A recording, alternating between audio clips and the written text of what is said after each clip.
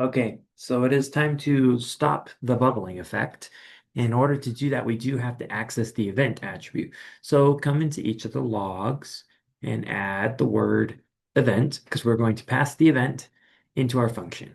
Our function needs to accept the event, and then we're just going to say e dot stop propagation.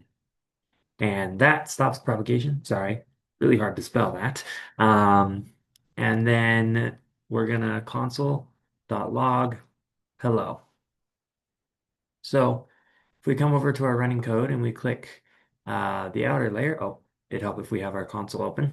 If we click the outer layer, we get hello. If we click the middle layer, we get hello. And if we click the inner layer, we get hello. So now it's only being called once because we've stopped the bubbling from happening. And so that is how you can prevent the bubbling from happening.